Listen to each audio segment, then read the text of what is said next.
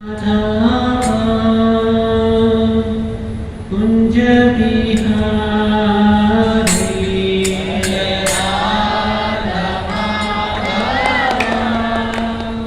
कुंज बिहारी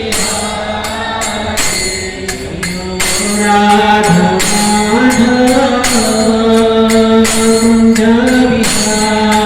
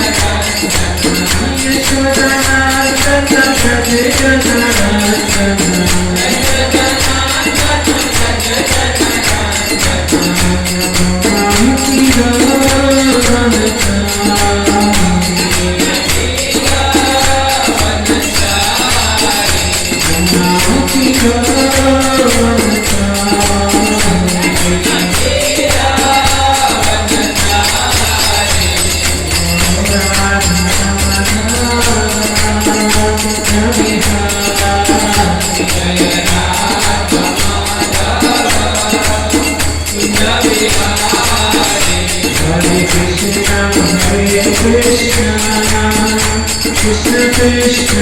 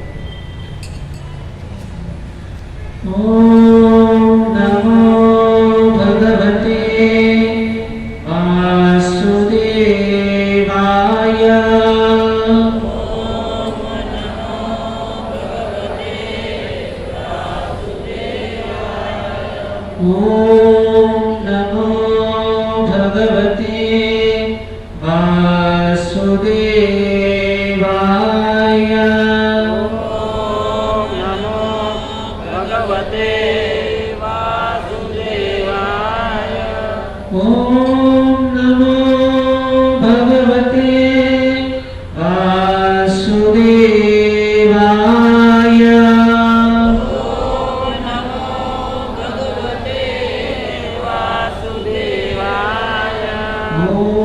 ज्ञानतिमिरान्धस्य ज्ञानाञ्जनशलाकया चक्षुरुन्मीलितं येन तस्मै श्रीगुरुवे नमः। श्रीचैतन्यमनोभीष्टं स्थापितं येन भूतले स्वयं रूपं कदा मह्यं ददाति स्वपदान्तिकम्। वन्देऽहं श्रीगुरो श्रीयुतपदकमलं श्रीगुरोन् वैष्णवांश्च श्रीरूपं सहस्रजातं सगणरघुनाथान्वितं तं सजीवं साद्वैतं सावधूतं परिजनसहितं श्रीकृष्णचैतन्यदेवं श्रीराधाकृष्णपादान् सहगणललिता श्रीशाखान्वितांश्च। हे कृष्ण करुणा सिन्धो दीनबन्धो जगत्पते गोपेश गोपिकान्त राधाकान्त नमोऽस्तुते। तप्तकाञ्चन गौराङ्गी राधे वृन्दावनेश्वरी वृषभानुसुते देवी प्रणमामि हरिप्रिये। वञ्चाकल्पतरुभ्यश्च कृपासिन्धुभ्य एव च पतितानां पावनेभ्यो वैष्णवेभ्यो नमो नमः। जय श्री कृष्ण चैतन्य प्रभु नित्यानंद श्री अद्वैत गदाधर श्रीवासादि गौर भक्तवृंद। हरे कृष्णा कृष्णा कृष्णा हरे हरे हरे राम राम राम हरे हरे। हरे कृष्णा कृष्णा कृष्णा हरे हरे हरे राम राम राम हरे हरे। हरे कृष्णा कृष्णा कृष्णा हरे हरे हरे राम राम राम हरे हरे।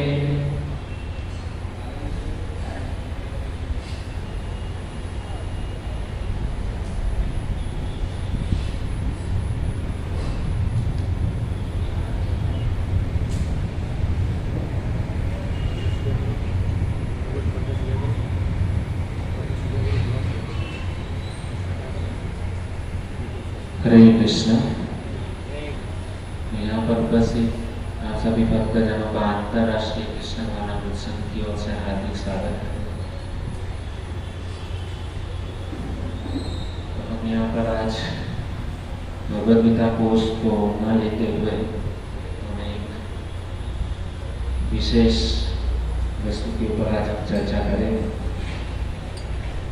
प्रभुपाद महाराज की कृपा से, गुरु महाराज की कृपा से और आप सभी वैष्णव भक्तों की कृपा से मैं यहाँ पर कुछ बोलने का प्रयास करूँ। तो कृपा करके आप सभी भक्त लोग हमारे ऊपर कृपा दृष्टि बनाए रखें ताकि मैं सही समय पर सही स्थान पर कुछ उच्चारण कर सकूँ। आप सब भक्तों को पता है ये आने वाले शुक्रवार के दिन बहुत ही बड़ा उत्सव है। तो कौन सा उत्सव है? गौर पूर्णिमा। और भी कुछ है शुक्रवार के दिन क्या है? माता जी से मिले थे थोड़ा आगे आगे तो भी अच्छा लगेगा।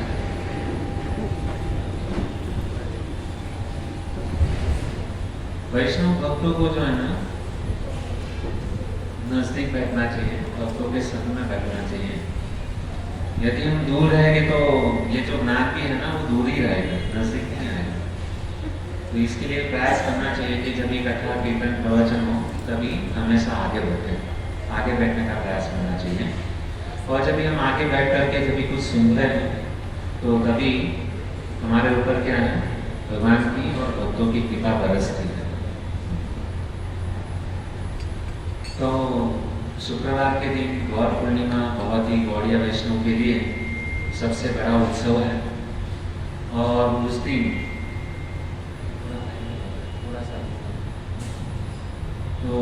और एक त्यौहार है जो प्रायः हम सभी भक्त लोग बाहर की दुनिया वाले मनाते हैं। वह कौन सा है? होली, धूलिवंदन जिसको कहते हैं। उस दिन क्या करते हैं? एक दूसरे के ऊपर कलर डालते हैं। तो हम क्यों होली मनाते हैं, कैसे मनानी चाहिए, उसके ऊपर भी आज हम चर्चा विचारना करने वाले हैं। और गौर पूर्णिमा, चैतन्य महाप्रभु, उसके ऊपर थोड़ा सा प्रकाश डालेंगे। देखते हैं हमारे पास कितना समय है। और हम खास करके वृंदावन के अंदर बहुत ही सुंदर उत्सव, यहाँ पे तो केवल एक दिन या 2 दिन की होली होती है, लेकिन वृंदावन के अंदर 8 दिन पहले से होली। वृंदावन में लठमार होली, लड्डूमार होली, वो क्यों होती है, क्या कारण है उसके पीछे, तो उसके ऊपर भी आज हम थोड़ा सा प्रकाश करेंगे। तो आइए हम इस कथा के अंदर थोड़ा प्रवेश करते हैं। बहुत ही सुंदर, पावन, पवित्र श्री गौर पूर्णिमा तिथि। सामान्य जन समुदाय के अंदर हम देखते हैं कि इसको होली के नाम से जाना जाता है और हम गौर पूर्णिमा जिसको कहते हैं। और यह तिथि शुक्रवार के दिन है, गौर पूर्णिमा की। और उस दिन करुणालय अवतार साक्षात अखिल ब्रह्मांड के कृष्ण, अखिल ब्रह्मांड के नायक कृष्ण, वह क्या हुए थे? राधा और कृष्ण का मिलित स्वरूप लेकर के, राधा रानी का अंग क्रांति को लेकर के, राधा रानी का हृदय और उनकी जो उनका कलर अंग क्रांति जो है उनको लेकर के, यही भगवान श्री कृष्ण गोलोक बिहारी, गोलोक नंदन, वही श्री कृष्ण इस धरातल के ऊपर शुक्रवार के दिन अपना धाम को छोड़ करके स्वयं वह क्या है, महावदा न्याय के रूप में इस पृथ्वी पर प्रकट हुए हैं, जो है चैतन्य महाप्रभु के नाम से उनको जानते हैं। अभी ये जब ही कृष्ण प्रकट हुए तो बहुत ही सुंदर कहते हैं कि ये जो श्याम सुंदर है ना, वो बहुत सुंदर बन गए। बहुत सुंदर कैसे बने? तो कहते हैं गोविंद का गो, भगवान श्री कृष्ण ने क्या किया? गोविंद का गो और राधा का राम, ये जब भी दोनों जब भी मिली, उनका जब भी सम्मेलन हुआ, गोविंद और राधा का जब भी सम्मेलन हुआ, तभी क्या हो गया? गौ राम गो, गौरांग महाप्रभु की जय। तो अकेले नहीं किए भगवान श्री कृष्ण, यहाँ पर कुरुक्षेत्र की युद्ध भूमि में कृष्ण जो है ना, अर्जुन और हम सब भक्तों को उपदेश देकर के चले गए। सर्वधर्मान् परित्यज्य माम् एकं शरणं व्रज अहं त्वां सर्वपापेभ्यो मोक्षयिष्यामि मा शुचः। उन सभी धर्मों को छोड़ करके मुझ कृष्ण की शरण में आओ। और गीता का उपदेश दे दिया। भगवान श्री कृष्ण सोचने लगे अपने धाम में कि अभी तो मैंने इस पृथ्वी के ऊपर भगवद गीता का उपदेश दे दिया है और सारे देशवासी, सारे सभी लोग क्या है, मेरा भजन करते हो। तो ऊपर जाकर के देखा, नीचे दृष्टि रखी, भगवान ने कहा कि सभी धर्मों को त्याग करके मेरी शरण में आने के लिए कहा, लेकिन यहाँ पे पृथ्वी पे कुछ उल्टा ही चल रहा है। यहाँ पे क्या है, कृष्ण को छोड़ करके बाकी सबकी शरण में जा रहे हैं। ये बाबू, वो बाबू, अलग अलग जगह पे सब जा रहे हैं, लेकिन कृष्ण की शरण में कोई नहीं आ रहा। ये क्या, पूरा गड़बड़ हो गया।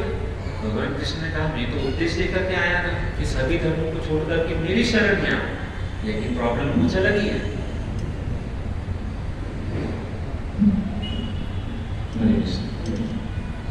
इको स्लो कर दो, वॉल्यूम स्लो कर दो।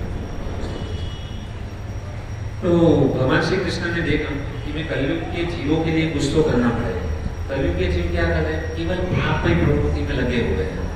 तो भगवान श्री कृष्ण का एक नाम है कृष्ण करुणा सिंधु। कृष्ण जब भी आए तभी करुणा सिंधु, लेकिन अभी केवल करुणा सिंधु की काम हाथ से नहीं चलने वाला। अभी और एक कृपा की जरूरत है।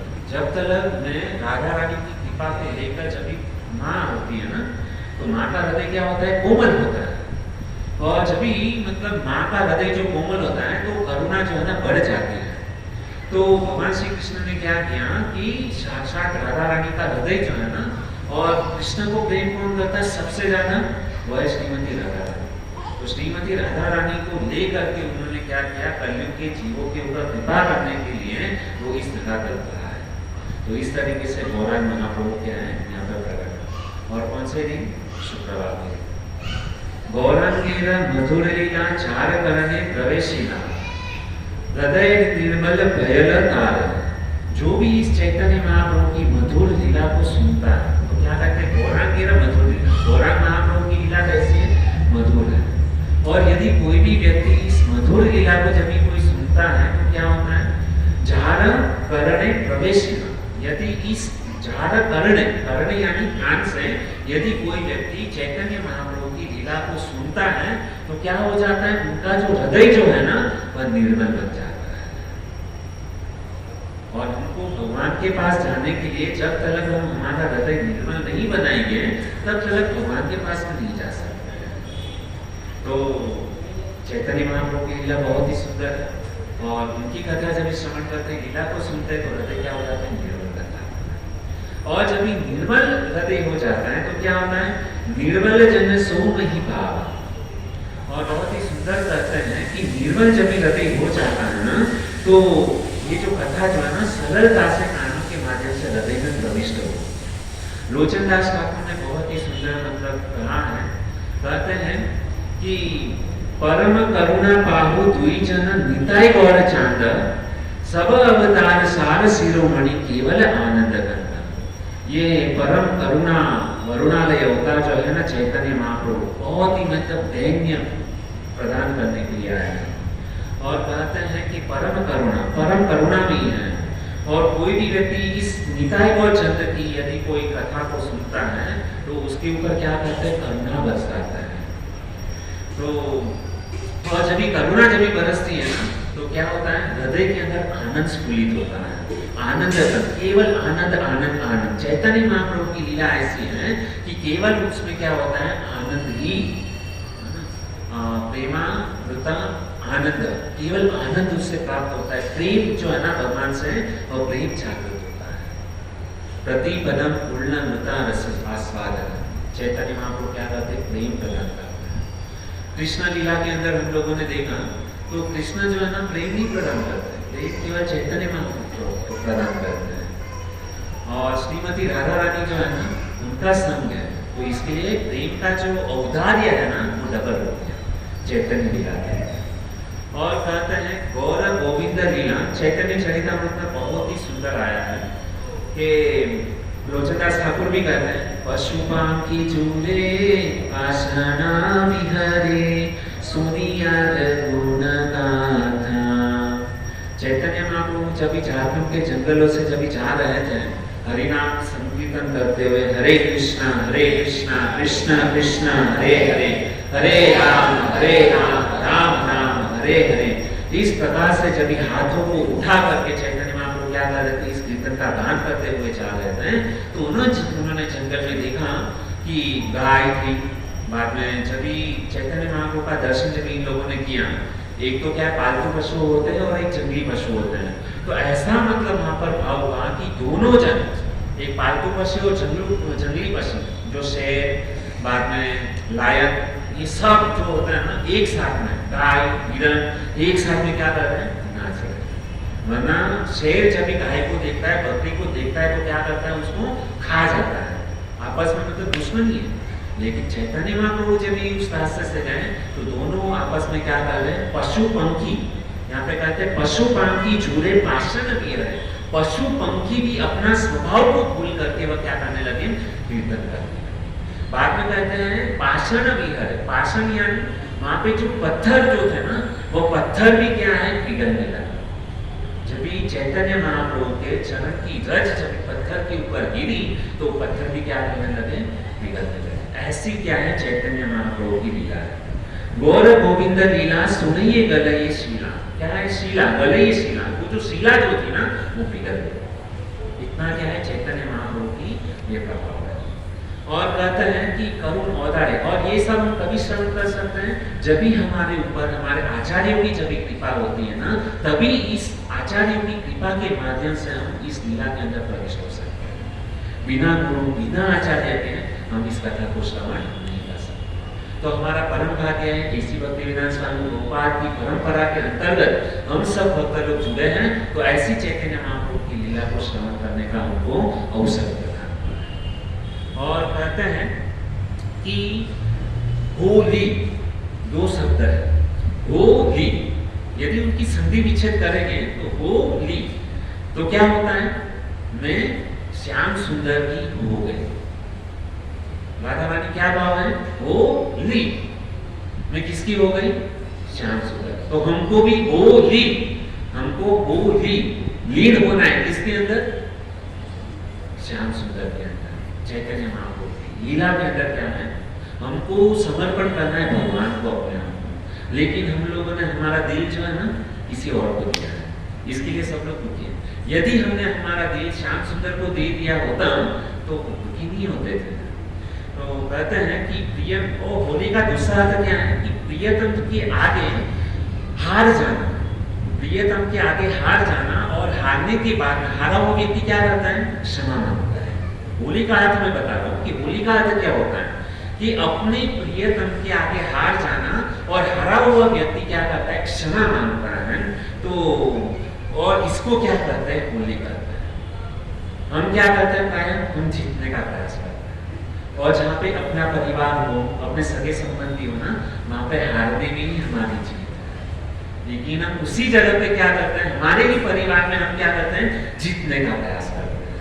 लेकिन जब पर परिवार, गुरुजन, आचार्य, ऐसी जगह पे हम लोग को क्या करना चाहिए, तो राधा रानी का बहुत ही सुंदर भाव है। कृष्ण जो है ना राधा रानी के सामने क्या जाता है, हार जाता है, जानबूझकर हार जाता है। और राधा रानी भी कृष्ण के सामने हार जाती है। हारने में ही मजा है, हारने में ही जीत है, उसमें ही प्रियतम का आनंद है। और हरा हुआ व्यक्ति क्या करता है, उपहार प्रदान करता है। तो ये बहुत ही सुंदर यहाँ पे क्या है, समर्पण भाव। होली यानी क्या, समर्पण। अपने से जो बड़े हैं, गुरु है, आचार्य वर्ग है, माता पिता है ना, तो उनके प्रति समर्पण का भाव जो है ना, उसको क्या कहते हैं, होली। तो आगे कहते हैं कि आज जो हम होली का, ये मतलब होली का मैंने शॉर्ट में अर्थ बताया। अभी आजकल जो संसार के अंदर ये जो होली हो रही है, वो कितनी बड़ी विडंबना है। हम भारत देश के अंदर है, हमारी भारतीय ये जो संस्कृति है, वह हमारे गुरु आचार्य ऋषि मुनि के द्वारा मतलब क्या है, प्रकट है। और ऐसी भारत संस्कृति के अंदर हम रहते हैं। लेकिन यहाँ पे एक उत्सव जो है ना, उत्सव यानी क्या है, उत्सव किसको कहते हैं कि उत्सव जब भी कुछ आता है तो भगवान भक्तों और साधु गुरुजन के समीप जाना होता है, और भगवान की पूजा अर्चना, ये सब उत्सव का मतलब ये है, भगवान के नजदीक लेकर के जाए। लेकिन उसी उत्सव को हम लोगों ने क्या किया है कि उसको मतलब क्या किया, दिखा कर क्या है। आजकल हम उत्सव में देखते हैं, हम होली मनाते हैं, सभी लोग मनाते हैं होली, धूली बंधन है ना, जिस दिन कलर को डाला जाता है, तो उसी दिन क्या करते हैं, कीचड़ उछालते हैं। इधर लिखा है शास्त्र में, क्या होली ऐसे मनाना चाहिए, कीचड़ कीचड़ देखते हैं ना, कीचड़ उछालते हैं, बाद में केमिकल वाला कलर होता है, और वो क्या है, केमिकल वाला कलर जो है ना एक दूसरे के ऊपर लगाते हैं, और वो जो है ना 10-15 दिन तक मतलब जिसे ना उनकी गाल से निकलता नहीं, हमारी चमड़ी निकल जाती है लेकिन कलर नहीं निकलता। ये क्या होली है, हमने होली का पूरा मतलब अनर्थ ही कर दिया। और कभी कभी तो ऐसा मतलब होता है कि हम जो है ना, वो कलर जब आंख में जाता है, शरीर में लगता है, आंखें जलने लगती है, कभी कभी तो आंखें ही चली जाती है। और कभी कभी क्या होता है, ऐसा कलर डालते हैं, ऐसा कलर डालते हैं कि वो आदमी जो है ना मर ही जाता है। हम लोगों ने देखना है न्यूज़पेपर में। तो ये सब भौतिक मतलब ये क्या है, इस तरीके से होली नहीं होती। होली को समझना है तो उनको वृंदावन में जाना चाहिए, साधु संत के माध्यम से उनको क्या करना चाहिए, सीखना चाहिए। और कहते हैं कि भारत देश का वैशिष्ट्य क्या है कि हम जो है ना भगवान और भक्तों के संबंधित उनके संग में बैठ करके वो जो उत्सव है उनके बारे में कथा सुने। यह वास्तविक में क्या है, उत्सव का महत्व। और हम लोग क्या है, कथा होली क्यों मनाते पता ही नहीं, बाद में उत्तरायण क्यों होता है पता ही नहीं। तो हम जितने भी फेस्टिवल आते हैं, उत्सव के बारे में हमें कुछ भी नहीं पता है। रक्षाबंधन क्यों मनाते हैं नहीं पता, दिवाली क्यों मनाते हैं नहीं पता, लेकिन ये केवल हमको पता है कि दिवाली में फटाखे फोड़े जाते हैं, होली के अंदर कलर डाले जाते हैं, है ना, उत्तरायण के अंदर केवल आईपोल से करवाना होती है, काहे नहीं करवाना। क्या हुआ था, क्यों मतलब ये त्योहार है, क्यों उत्तरायण मतलब ये है। भीष्म पितामह ने उस दिन अपने देह को त्याग किया था। उत्तरायण क्यों मनाते हैं, उस दिन क्या हुआ था, वो कहते हैं कि उस दिन चैतन्य महाप्रभु ने संन्यास लिया। कितने लोगों को पता है, लेकिन ये है काफी सारे लोगों ने मतलब उस दिन क्या है संन्यास लिया था। चैतन्य महाप्रभु ने उस दिन उत्तरायण के दिन जो है ना, उस दिन को सिलेक्ट किया था कि मैं उस दिन क्या करूंगा, संन्यास लूंगा। और दूसरा प्रभुपाद महाराज हमारे जो गुरु वर्ग जो है ना, वो भी क्या करते हैं, संन्यास लेते हैं। हमें संन्यास लेना नहीं है, लेकिन जिसने संन्यास लिया है उसके बारे में सुनो तो सही, समझ में आ रहा।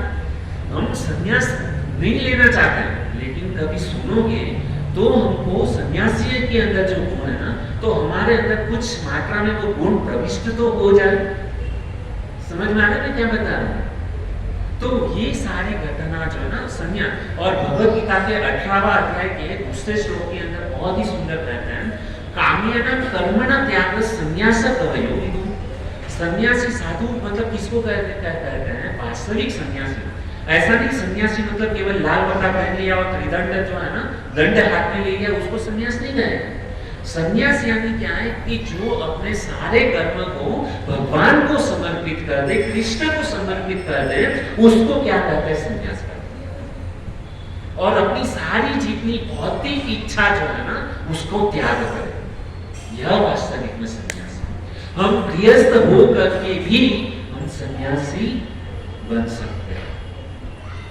अपने सारे कर्मों को किसको प्रदान करना है, कृष्ण को। सारे कर्म फल जो है ना कृष्ण को अर्पित कर, तो यह है वास्तविक संन्यास। और कभी कभी हम प्रवचन भी सुनते हैं ना, कैसे बैठते हैं, श्रवण कैसे करते हैं पता है आपको, कि चलो ये प्रभु जी भी अभी क्या बताते हैं, हम मार्क्स देने के लिए, चलो ये प्रभु जी ने बहुत ही सुंदर बताया, इसको 10 में से 10, ये प्रभु जी ने थोड़ा कम बताया, 10 में से 8 मार्क दे, ये प्रभु जी ठीक है 50-50, चलो इसको 10 में से 5 दे दिया।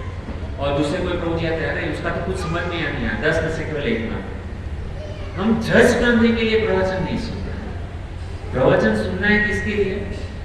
और यहाँ पर जितने भी लोग बैठे हैं सबके पास ज्ञान है, ऐसा कोई भी नहीं है कि जिसके पास ज्ञान है, ज्ञान तो सबके पास है, लेकिन ज्ञान होते हुए भी श्रवण करना यह भक्ति।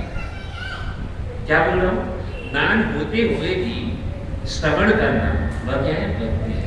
हम जितने भी लोग यहाँ पर बैठ कर सुन रहे हैं, श्रवण कर रहे हैं, तो हम क्या कर रहे हैं, भगवान की भक्ति कर रहे हैं।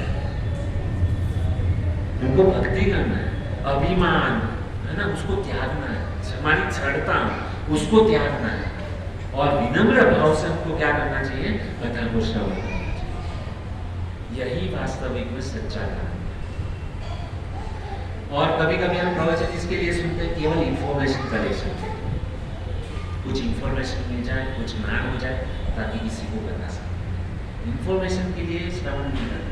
श्रवण हमको क्यों करना है, कथा हमको क्यों सुननी है, क्योंकि कथा को सुन करके साक्षात अखिल ब्रह्मांड जो कृष्ण जो है ना अधिकापति, उसको हम हमारे हृदय के अंदर बिठा सके, कृष्ण को प्रेम कर सके। उसके लिए हमको क्या करना है, श्रवण, नहीं कि इंफॉर्मेशन कलेक्ट करने के लिए, किसी को बड़ापन दिखाने के लिए। श्रवण करने तो शुक्रवार के दिन बहुत ही सुंदर होली का फेस्टिवल है। और होली जो है ना वैष्णव संप्रदाय के अंदर बहुत ही सुंदर सब लोग मनाते हैं, और रूप गोस्वामी ने विदग्ध माधव के अंदर बहुत ही सुंदर इसका वर्णन किया हुआ है। और हमारे आचार्य के अनुग्रह से वो हम ये जो होली का जो मतलब कथा सुनते हैं ना, उससे क्या होता है, उत्साह, जीवन के अंदर उत्साह बढ़ता है। और कहते हैं कि जब भी हम इस प्रकार से जब भी चैतन्य महाप्रभु के मतलब क्या है गौड़ीय परंपरा के अंदर हम सारे भक्त लोग क्या है दास की उपाधि दी जाती है। कोई भी यदि दीक्षा लेता ना तो उसको गुरु महाराज क्या करते हैं, दास बनाते हैं। दास बनकर के हमको क्या करना चाहिए, सुनना चाहिए। और कहते हैं कि शास्त्र के अंदर यदि कोई व्यक्ति चैतन्य महाप्रभु के बारे में नहीं जानता, यदि कोई चैतन्य महाप्रभु के बारे में नहीं जानता तो उसको असुर कहा गया है। क्या कहा जाता है? असुर। चैतन्य महाप्रभु यानी कृष्ण के बारे में यदि कोई नहीं जानता तो वो क्या है? असुर है। तो आज हम क्या करेंगे कि हमारी जो है ना असुर, हमारी डिक्शनरी के अंदर हमारा नाम क्या है? असुर है। तो हमारी डिक्शनरी में से असुर नाम जो नाच निकाले। कैसे? चैतन्य महाप्रभु के बारे में जानेंगे, सुनेंगे और उसके बारे में कुछ बोलेंगे। और इसको जानने, बोलने और उससे सुनने से हम क्या करेंगे? हमारा डिक्शनरी में से नाम निकल जाएगा और हम असुर की उपाधि जो हमको मिली है उससे हम बाहर निकलेंगे, उसको बाहर निकलने का हम प्रयास करेंगे। कहते हैं कि गौड़ीय परंपरा के अंदर ये जो कलर लगाने का भाव है ना, कृष्ण प्रेम, भक्ति, कलर लगाना यानी क्या है कि हमारे जीवन के अंदर जो है ना, हमारा जीवन भी जो है ना कलरफुल बने, भक्तिमय बने। और हम क्या करते हैं? पिचकारी से मतलब हम क्या करते हैं? दूसरे के मतलब शरीर के ऊपर क्या करते हैं? कलर को डालते हैं, है ना। और क्या करते हैं? गुलाल डालते हैं। तो ये वास्तविक में जब हम पिचकारी से जब हम मतलब ये डालते हैं तो क्या करते हैं? ये जो कलर जब हम डालते हैं ना तो पिचकारी जो है ना वह क्या है? प्रेम है। और प्रेम रूपी ये गुलाल जो है ना वो भाव है। तो हमको क्या करना चाहिए? पिचकारी रूपी प्रेम से गुलाल का जो भाव जो है ना वो दूसरे के अंदर डालना है। तो हमको दूसरों को जब कलर लगाते हैं, पिचकारी से पानी डालते हैं, तभी हमको क्या करना चाहिए? आंतरिक भाव यह होना चाहिए कि हम उसको प्रेम करते हैं। ऐसे भाव से प्रेम करते हैं, दिखावे का प्रेम नहीं, भाव रूपी क्या है? उसको प्रेम करते हैं। इस प्रकार से हमको क्या करना चाहिए? कलर करना चाहिए। और आइए हम चैतन्य महाप्रभु जब ही जगन्नाथपुरी में थे, है ना, तो चैतन्य महाप्रभु जब ही जगन्नाथपुरी में थे ना तो वो क्या करते थे? जगन्नाथ जी के सामने, कृष्ण के सामने क्या थे? नाचते थे, गाते थे। और उनकी आंखों से मतलब अश्रुधारा ऐसी बहती थी कि उसके आजू बाजू में जितने भी लोग थे ना वो सारे के सारे क्या हो जाते थे? भीगे जाते थे। चैतन्य महाप्रभु के आंखों से अश्रु जो बहती थी ना उससे सारे लोग क्या थे? प्रेमारूपी अश्रु से सबको भिगो डालते थे। ये चैतन्य महाप्रभु का क्या था? भाव था। तो हमारा तो मतलब ये है केवल दर्शन कर सकते हैं उनका कि क्या है।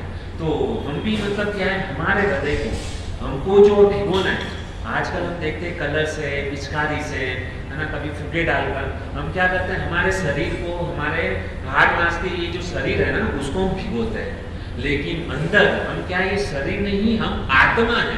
तो हमारे आत्मा को क्या है? टच होना चाहिए ना, आत्मा को भिगोना है ना। तो आत्मा को कैसे भिगोगे? चैतन्य महाप्रभु की कथा को सुनकर हम क्या करेंगे? हमारी आत्मा को क्या करेंगे? स्पष्ट करेंगे। We are not sure, we are sure, है ना। और लकड़े को भी क्या करते हैं? सॉल्व करते हैं। वो लकड़े को जब छीलते हैं ना तो उसमें से भी सॉल्व निकलता है, लेकिन वो निकल ही जाता है लकड़े से पूरा बाहर। लेकिन हमारे हृदय के अंदर जो सॉल है ना उसको पवित्र करना है। कैसे? प्रेम से। ये जो गुलाल डालते हैं ना वो भाव से हम क्या करेंगे? हमारे हृदय को क्या करेंगे? प्रविष्ट करेंगे। और कहते हैं कि ये जो कृष्ण जो है ना, कृष्ण वो सुप्रीम पर्सनालिटी ऑफ गॉड है। कृष्ण पूर्ण पुरुषोत्तम भगवान। कृष्ण क्या है? पूर्ण पुरुषोत्तम भगवान। भगवान श्री रामचंद्र क्या है? मर्यादा पुरुषोत्तम भगवान है। लेकिन हमारे गौरांग महाप्रभु है ना वह क्या है? प्रेम रूपी अवतार है, प्रेम पुरुषोत्तम। कृष्ण क्या है? सुप्रीम पर्सन, पूर्ण पुरुषोत्तम। भगवान श्री रामचंद्र मर्यादा पुरुषोत्तम। लेकिन गौरांग महाप्रभु वो क्या है? प्रेम पुरुषोत्तम। और प्रेम पुरुषोत्तम के पास यदि जाना है ना तो हमको वो प्रेम पुरुषोत्तम को क्या करना पड़ेगा? प्रेम करना पड़ेगा। जब भी हम प्रेम पुरुषोत्तम को प्रेम करेंगे तभी हम उसके पास में जा सकते हैं। और ये जो मर्यादा पुरुषोत्तम, पूर्ण पुरुषोत्तम, उसको केवल हम प्रणाम कर सकते हैं। लेकिन ये प्रेम पुरुषोत्तम है ना, उनसे क्या करना है? उसको प्रेम करना है। और यदि कोई भी व्यक्ति हम क्या करते हैं? कृष्ण को प्रणाम करते हैं, राम जी को प्रणाम करते हैं। यही तरीका है, प्रणाम करके हम क्या कर सकते हैं? प्रेम को प्राप्त कर सकते हैं। यदि कोई भी व्यक्ति विनम्र भाव से ये कृष्ण को, चैतन्य महाप्रभु को, राधा गिरधारी को, जगन्नाथ बलदेव सुभद्रा महारानी को प्रेम करता है, प्रेम से क्या करता है, प्रणाम करता है ना, तो कहते हैं कि यदि हमने हमारा सर मस्तक यदि कृष्ण के चरणों में झुका दिया ना, तो कृष्ण के अंदर इतनी ताकत है कि पूरी दुनिया को आपके चरणों में झुका सकते हैं। यह प्रणाम करने का क्या है, बहुत ही सुंदर मतलब क्या है ये भाव। तो जब भी हम जाए ना तो हमको झुकना चाहिए, गुरु के सामने हमारा मस्तक झुकना चाहिए, भगवान के सामने हमारा मस्तक झुकना चाहिए। तो ये प्रेम करेंगे, उससे क्या होगा, भगवान के प्रति हमारा क्या होगा, प्रेम जो है ना वो उत्पन्न होगा। और चैतन्य महाप्रभु, कृष्ण चैतन्य महाप्रभु वो कभी परमात्मा रूप में क्या है, प्रकट होता है। और ये चैतन्य महाप्रभु कभी प्रकट हुए थे, पूर्णिमा के दिन कभी प्रकट हुए थे, पूर्णिमा। तो हम कहते हैं कि हम प्राय देखते हैं कि हम जितने भी लोग यहाँ पर हैं, हमने जन्म कहाँ से लिया है, हमारी माँ से। हम हमारी माँ को कितना मतलब ये करते हैं, तो वो जो माँ जो जन्म देने वाली माँ जो है ना, वो आदि माँ है। जन्म देने वाली माँ जो है ना, वो आदि माँ है। वो जो जन्म देने वाली माँ है, वो क्या करती है, हमको दूध देती है, अन्न देती है ना, यह सब कुछ देती है, हमारे शरीर का पालन पोषण करती है, लेकिन हमारे आत्मा का पोषण नहीं कर सकती। इसके लिए चैतन्य महाप्रभु आए, और चैतन्य महाप्रभु क्या है, पूर्णिमा। चैतन्य महाप्रभु क्या है, कंप्लीट मदर, पूर्ण मां है। इसके लिए चैतन्य महाप्रभु पूर्णिमा के दिन प्रकट है। और वो चैतन्य महाप्रभु क्या है कि हमारी आत्मा, हमारा शरीर का तो पालन पोषण करते ही है, लेकिन उसके साथ साथ में चैतन्य महाप्रभु हमारी आत्मा का भी क्या करते हैं, पालन पोषण करते हैं। इसके लिए उसको पूर्णिमा है। उन्होंने दिन कौन सा सिलेक्ट किया, तो ये सब बहुत सारी मतलब ऐसे बातें हैं। और कहते हैं कि चैतन्य महाप्रभु ने हम सब लोगों को प्रेम प्रदान किया, और प्रेम करने की जो कला जो है ना, वो उन्होंने हमको प्रदान की। अभी हम जो ये होली का जो कलर डालते हैं, तो कलर कैसे लगाना चाहिए, आज तक अभी तक हम लोगों ने जितनी भी होली बनाई, तो हम कैसे कलर लगाते थे, बाहर जो दुनिया वाले ना, कीचड़ में डालना, ये करना, वो करना, है ना, नाक में किधर भी मतलब चला जाता है, बाद में क्या है, डॉक्टर के पास में जाना पड़ता है ऐसे। लेकिन आज वास्तव में हम जानेंगे कि किसी को कलर लगाते कैसे लगाते। तो सबसे पहले जब भी प्रथम चीज क्या है कि जब भी हम किसी को कलर लगाते हैं, तो अपने से बड़े जो होते हैं उसको कैसे कलर लगाया जाता है, जब भी हम कलर लगाते हैं ना, वो तो कलर लगाते समय अपने से जो बड़े होते हैं ना, तो सर्वप्रथम यदि हम छोटे हैं, अपना कोई बड़ा वहां पे यदि खड़ा है ना, तो उसको देखिए यहाँ पे फोटो बहुत ही सुंदर दिखा है, फर्स्ट नंबर का फोटो है, तो कलर जो है ना उनके चरणों में लगाया जाता है। छोटे लोग क्या करते हैं, अपने से बड़े लोग जो होते हैं ना, उनके चरणों में क्या लगाते हैं, कलर लगाते हैं। बाद में दूसरा क्या करते हैं, उसके बाद में जो बड़ा जो व्यक्ति होता है ना, वो अपना हाथ आगे करता है, छोटा व्यक्ति क्या करता है, उसके हाथ में कलर लगाता है। यह भाव है, समझ में आ रहा है, कलर कैसे लगाना चाहिए। ये पहला, जो हमसे बड़े हैं उसका चरणों में कलर लगा करके उसका आशीर्वाद लिया जाता है। कितने लोग ये करते हैं, धूली वंदन के दिन कोई नहीं, बस सीधा आया और सीधा पार, एकदम नहीं, ऐसा हमसे जो बड़े हैं, नान में, उम्र में और काफी चीजों में, तो उसको आशीर्वाद लिया जाता है, बड़ों का हमेशा आशीर्वाद। इस तरह से यदि मतलब हम होली का मतलब त्यौहार बनाएंगे ना, देखिए कितना जीवन में परिवर्तन आ जाएगा। एक दूसरे के प्रति जो कपट भाव है, ईर्षा भाव है, वो सारी की सारी ईर्षा भाव, कपट भाव, द्वेष भाव, वो सारा निकल जाएगा। सोचिए ना बच्चों, यदि आप अपने बड़ों का आशीर्वाद लेंगे कलर लगा कर, कितना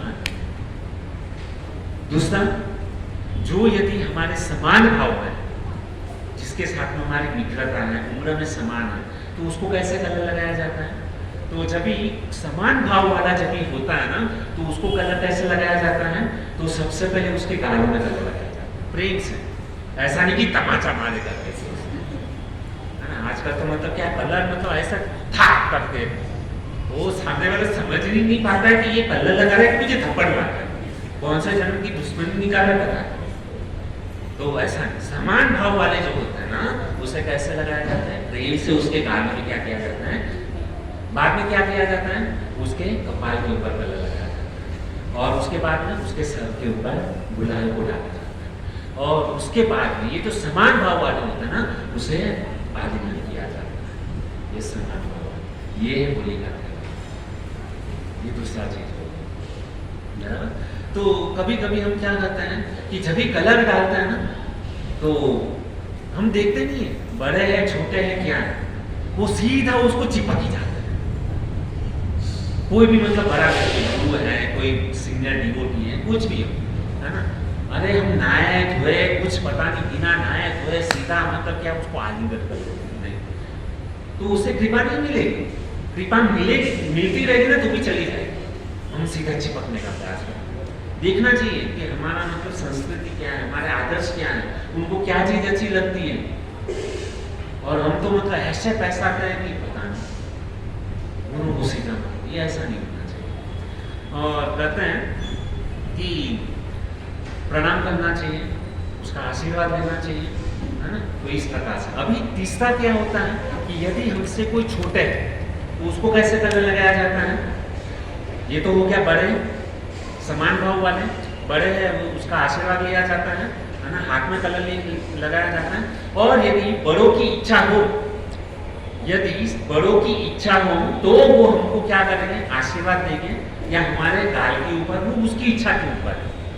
बड़ों की इच्छा कि वो बड़ा व्यक्ति, उसकी इच्छा क्या है भाई, वो हमको गाल पे कलर लगाएगा, क्या करेगा, उसके ऊपर। लेकिन हमसे जो छोटे लोग हैं, हमसे जो छोटे हैं उसको कलर कैसे लगाना है, तो हमसे जो छोटे हैं ना उसको क्या करना चाहिए, तो उसको जो है ना हम गाल के ऊपर कलर लगा सकते हैं, कपाल के ऊपर लगा सकते हैं, सर के ऊपर मतलब ये कर सकते हैं। और खास करके जो बड़ा व्यक्ति जो होता है ना, सबसे पहले उसको क्या करता है, तिलक लगाता है। तिलक लगा करके क्या करता है, उसको आशीर्वाद उसको प्रदान करता है। ये जो हमसे छोटे लोग होते हैं ना, उसको इस प्रकार से क्या करना चाहिए, कलर लगाना चाहिए। अभी बात यहाँ पे आगे बढ़ती है कि जो हम कलर जो इस्तेमाल करते हैं होली के दिन, वो कलर कैसा होना चाहिए, सूखा कलर होना चाहिए। कैसा होना चाहिए, सूखा, उसके अंदर केमिकल नहीं होना चाहिए, है ना। सूखा कलर होना चाहिए, और ऐसा कलर होना चाहिए कि वो लगने के बाद में मतलब हम इसको झटकते हैं ना, तो सारा कलर निकल जाना चाहिए। और वो जब भी कलर निकल जाए, कलर हमने जब भी सूखा कलर लगाए हैं, और निकलने के बाद में वो जो चमक आती है ना, वो अद्भुत चमक है।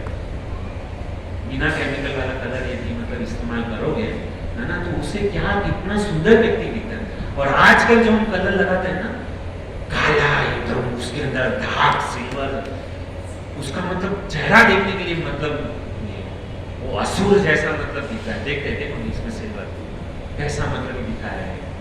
ऐसा कलर नहीं होना चाहिए जो आंखों को नुकसान कर दे, आंख को मतलब जले, आंख जले, ऐसा नहीं होना चाहिए। कभी कभी कलर तो मुंह में भी चला जाता है, इतना नुकसान करता है। तो इस प्रकार से हमको कभी भी मतलब नहीं करना चाहिए। तो ये है, तो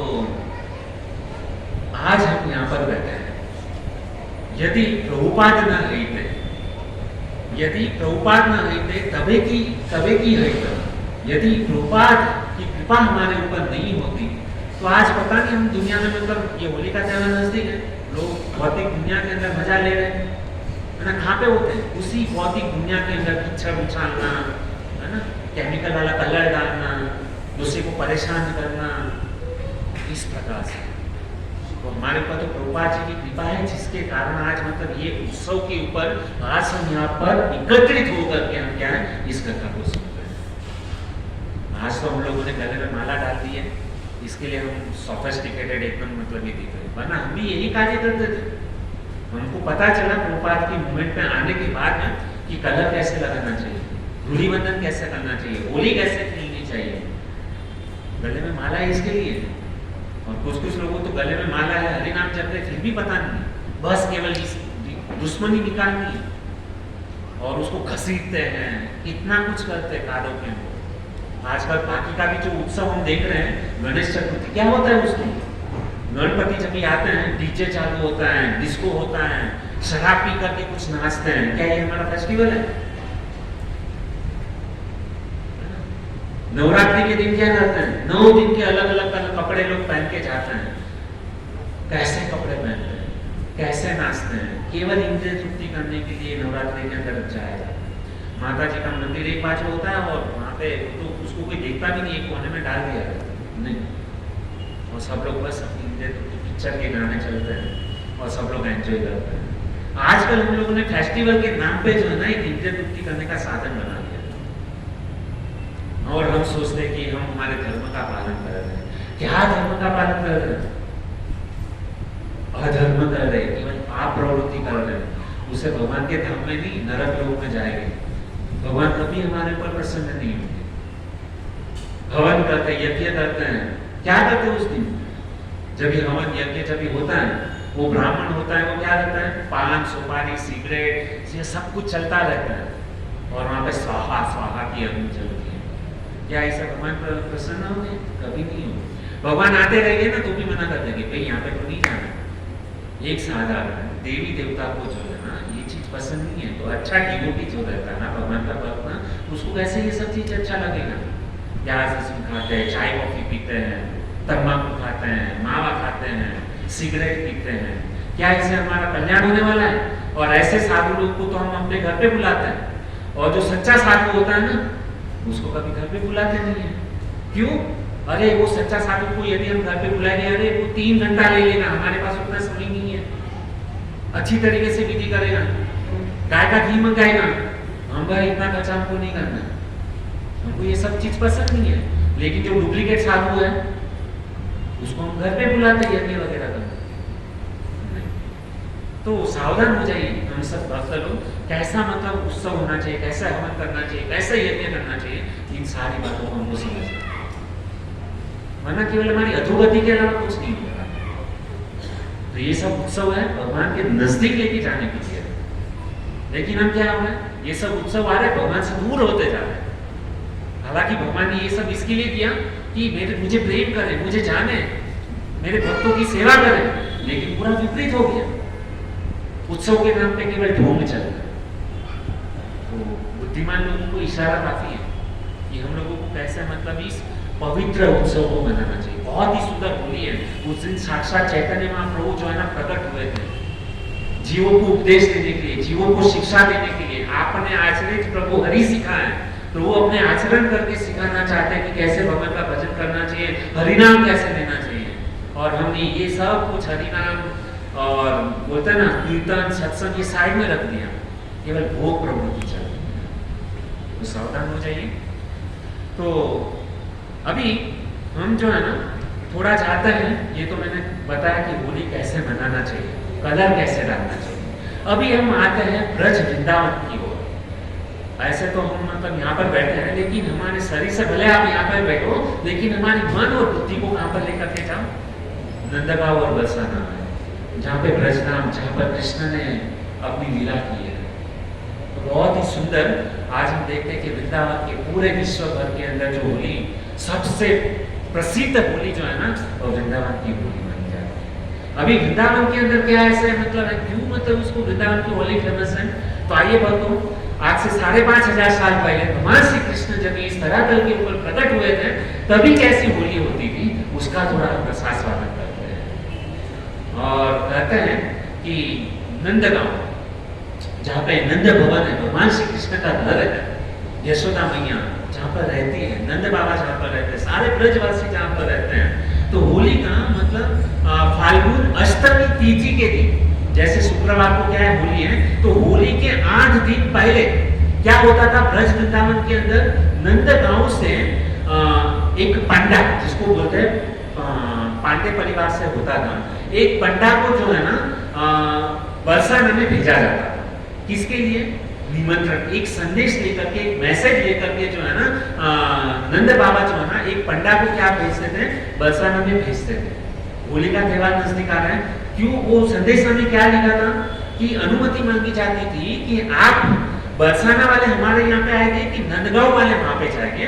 वो संदेश में क्या लिखा रहता था, और वो जो चिट्ठी जो थी ना, एक ब्रजवासी जिसको पांडा बोलते हैं, उसके द्वारा मतलब उसको भेजा जाता था। अभी ये जो पांडा जो है ना, वो क्या करता था? कलरफुल कपड़ा पहन के क्या करता था? अपने घर से आजकल हम होली में जब धूलिवंदन के दिन, ये त्योहार है, त्योहार के दिन नए कपड़े पहनने चाहिए, लेकिन हम उस दिन कौन सा कपड़ा पहनते हैं? फटा हुआ एकदम, मतलब जो निकल जाता है इतने सालों का, मतलब टी शर्ट जीन्स जो है ना, ऐसे फटे हुए कपड़े पहनकर हम लोग मतलब क्या करते हैं होली खेलने के लिए बात नहीं। यहाँ पर सिखाते हैं कि नंदगांव से ये जो पांडा जब निकलता था ना, एकदम फ्रेश नए वस्त्र पहन करके, कलरफुल कपड़ा पहन करके वो क्या करता था, नंदगांव से वो पंडा निकलता था और कहाँ पर जाता था? बरसाना। और जब भी ये पंडा जो है ना वो मैसेज संदेश लेकर के जब भी बरसाना में जाता था तो क्या होता था कि, और बरसाना में जब भी जाता था ना तो उसकी एंट्री कहाँ से होती थी? कितने लोग बरसाना के हाथ ऊपर की थी? यस, वेरी गुड, बहुत अच्छा। तो आप लोग बहुत ही अच्छी तरीके से जो है ना उस लीला को स्मरण कर पाओगे। अभी आप सोचिए कि नंदगांव जो है ना वहाँ पे पहाड़ पे है, और नंदगांव से वो पांडा जो है ना वो संदेश, भगवान कृष्ण का संदेश लेकर के कहाँ पर जा रहे हैं? बरसाना। अभी जैसे ही बरसाना जब भी नजदीक आया ना तो बरसाना में पहली जगह जो है ना पीली पोखर, पीली पोखर, जहाँ पे राधा रानी ने अपनी मेहंदी जो है ना अपने हाथ वहां पर धोए थे, अपने मेहंदी का कलर जो है ना वहां पे निकाला था, तो इसके लिए वो जो पीली पोखर है ना उसका जल जो है ना वो मेहंदी का कलर का हो गया। तो वहां पे उस पीली पोखर की जगह पे क्या होता है भक्तों कि जो जैसे ही पांडा आता है ना तो सारी राधा रानी की जितनी सखियां ना वो सारी सखियां क्या होती हैं वहां पर आ जाती है, क्योंकि नंदगांव से क्या है संदेश आया है। और वो क्या करती है, जो सारी मतलब ये जो गोपियां है ना वह क्या करती है, इसकी खिंचाई करती है, किसकी? उस पांडे की। उसको क्या करती है, उसके पांडे की खिंचाई करती है, उसको मतलब मस्करी टिकड़ी उड़ाती है और बहुत उसको परेशान करती है। किसको? नंदगांव से जो पांडा आया है ना उसको। अभी क्या होता है कि ये जैसे ऐसी मस्करी वगैरह सब चलती है तो वो पांडा परेशान हो जाता है, और परेशान हो करके जो है ना वो कृष्ण से प्रार्थना करता है, कृष्ण आपने किधर मुझे भेज दिया करके, यहाँ पे तो मेरा धुलाई कर दिया ये सारे गोपियों ने मिलकर। और जब इस तरीके से भगवान कृष्ण से जब वो पांडा जो प्रार्थना करता है ना उस समय जो है ना श्रीमती राधा वृषभानु नंदिनी श्री जी है ना अपने महल से निकलती है, और उसको पता चलता है कि हमारे प्रियतम ने हमारे लिए कुछ संदेशा भेजा है, और बहुत ही आतुरता से वह क्या करती है, राधा रानी श्री जी जो है ना लाडली, वो तुरंत अपने महल से भागती है। बरसाना भी जो है ना पहाड़ के ऊपर, और भागती हुई सीधी उसको मतलब इतना मतलब ये है जल्दी से जल्दी वो जो है ना कृष्ण का संदेशा प्राप्त करने के लिए आतुर है ना, वो तुरंत ही भागते हुए वहां पर जाती है, और वहां पे जितनी सारी गोपियां ना सबको हटा के हटो हटो हटो हटो, ये क्या करती हो, ये क्या करती हो। और राधा रानी जो है ना अपनी सारी सखियों को कहती है कि ये हालांकि कृष्ण के प्रति प्रेम है, कृष्ण का संदेश है, अपने प्रियतम का जो मैसेजर आया हुआ है, लेकिन वो अपने प्रियतम का जो मतलब जो भाव है, प्रेम है, उसको हृदय के अंदर छिपाती है। सारी बातों को सबके सामने ओपन नहीं करना चाहिए। कुछ सीक्रेट जो होता है ना, ये प्रेम वाली बातें जो है ना वो प्रेम हृदय के अंदर रखना चाहिए, नहीं कि सबके सामने ओपन करना चाहिए। तो राधा रानी क्या करती है, कृष्ण के प्रति जो प्रेम जो है ना उसको अपने हृदय के अंदर छिपाती है, और सारी गोपियों को अंदर से तो प्रेम है, बहुत ही खुशी है, लेकिन बाहरी दृष्टि से क्या करती है, सारी सखी को हटाया और सारी सखियों को कहती है कि ये जो पंडा जो आया है ना, ये पंडा वो कौन, कोई साधारण पंडा नहीं है। ये पंडा जो है ना वृषभानु, उनके जो पिताजी है ना वृषभानु के मित्र जो राजा है नंद भवन में, उसका क्या है, ये मित्र है, और वो मित्र जो है ना हमारे लिए संदेशा लेकर के आया हुआ है। तो कृपया करके तुम साइड, हालांकि जितनी भी सखियां जो है ना वो राधा रानी का भाव को समझ जाती है कि भाई ये वास्तविक में क्या है, बाहर कुछ अलग है अंदर कुछ अलग है, लेकिन सारी गोपियां चुप है, वो कुछ बोलती नहीं है, क्योंकि वो तो समझ गई राधा रानी के भाव को देख करके कि राधा रानी के अंदर में क्या चल रहा है, और बाहर क्या है, केवल दिखावा है, अपने प्रेम को छिपा के रखा है। और बाद में क्या करती है, वो जो श्रीमती राधा रानी जो है ना उस पांडा उसका उसका मतलब उसका हाथ पकड़ कर, देखिए कोई यदि अतिथि बाहर से जब भी हमारे घर पर आता है तो उसका स्वागत कैसे होना चाहिए। तो श्रीमती राधा रानी क्या करते हैं, लाडलू जो है ना वो जो नंदगांव से जो पंडा आया है ना, अपना इतना वो पंडा का सौभाग्य होगा कि श्रीमती राधा रानी जो है ना साक्षात उसको अपना हाथ पकड़ करके कहाँ पर लेकर के जाती है, अपने महल पर लेकर के जाती है, अपने घर पर लेकर के जाती है। ओह भाग्य। और जब भी श्रीमती राधा रानी ने उस पांडा का जब हाथ पकड़ा ना, रोमांचनंपा सुतरंग बाजो, मंगला आरती के अंदर गाता है ना, उसके शरीर के अंदर एक अद्भुत मतलब क्या हो गया, रोमांच होने लगा और आंखों से सुधारा बहने लगी। आज मेरा इतना सौभाग्य कि श्रीमती राधा रानी है ना, करोड़ों करोड़ों सूर्य चंद्रमा सूर्य जो है ना, उससे जो तेज निकलता है ना, वह तेज भी क्या है, राधा रानी के तेज के सामने फिक्का है। और ऐसे श्रीमती राधा रानी क्या करती है, पंडा का हाथ पकड़ करके लेकर के जाती, और ये जो छवि जो है ना, उस पांडा की वो जो मतलब राधा रानी का सुंदर मुद्रा चलन, जो पूरा वो जो चित्र जो है ना, उसके नयन पटल में क्या हो जाता है, वो कभी मतलब आपको से निकल पाए। हमको भी जब भगवान के दर्शन करने के लिए जाए ना, ऐसा दर्शन करे ना कि वो जो आजकल तो पता नहीं मंदिर में कभी दर्शन के लिए जाते हैं ना, भगवान ने कौन से कलर का वस्त्र पहना ना, वो भी हमको नहीं पता होता है। हम तो जब भी दर्शन करके आते हैं गिरधारी का, और कोई मतलब पूछे कि भाई आज गिरधारी ने कौन सा वस्त्र, कौन से कलर का वस्त्र पहना था, पता नहीं रहता, क्योंकि खड़े हैं भगवान के मंदिर में, लेकिन ध्यान जो है ना कितने रोल पटक रहा है। ऐसा दर्शन नहीं होना चाहिए। दर्शन ऐसा होना चाहिए कि एक बार देख लिया ना, कभी नए पटल से निकलना नहीं चाहिए, मृत्यु दम तक। क्योंकि भाव क्या है कि जब भी हमारी मृत्यु होगी ना, यम यम वापी स्मरण भावत ये जनते कलेवरम तम तम वेति कौनते ये सदा तेरे भाव भाविका, जो मरते समय जिस भाव का स्मरण करेगा ना, ऐसा उसको गति हो। तो हम जब भी भगवान को दर्शन करें ना, तो भगवान से यही प्रार्थना करनी चाहिए कि ये आपका सुंदर मुखड़ा जो है ना, आपके चरण कमल जो है ना, कभी हमारे नयन पटल से हटने नहीं चाहिए। मृत्यु दम तक जो है ना, आप हमारे नयन पटल के अंदर बसे। यही कामना, यही प्रार्थना क्या है, कृष्ण गिरधारी से होनी चाहिए। तो ये जो भंडा जो है ना, बहुत ही सुंदर मतलब क्या है, राधा रानी की इस छवि को जो है ना अपने नयन पटल में बिठा लिया, आंखें से अश्रुधारा बह रही है, और वहां पर राधा रानी उसको हाथ पकड़ करके जो है ना, अपने कहां पर लेकर के गई, बरसाना लेकर के गई अपने महल के अंदर। कितना सौभाग्य होगा, साक्षात अखिल ब्रह्मांड है ना। कृष्ण को भी जहां पर प्रवेश नहीं है, वहां पर प्रवेश किसको मिल गया, ये पांडा को मिल गया, क्योंकि कृष्ण का संदेशा जो है ना, वह लेकर के पांडा आया है। हम यदि कृष्ण से प्रेम करना चाहते हैं ना, तो उससे भी करोड़ गुना ज्यादा जरूरी है कि उनके भक्तों से प्रेम करें। यदि उनके भक्तों से प्रेम करेंगे, उनकी सेवा करेंगे ना, तो कृष्ण तुरंत ही भागते हुए हमारे पास आएंगे। लेकिन हम क्या करते हैं, भक्तों को साइड में करके भगवान के पास में जाते, कभी नहीं मिलेंगे, डायरेक्ट यदि भगवान के पास में जाओगे ना, बहुत सुंदर सुंदर भाव है। तो ये जो पांडा को लेकर के गई, और हुआ क्या वहां पे कि वहां पे ये जो राधा रानी जो है ना, उसकी माँ, उनका नाम है कीर्तिदा।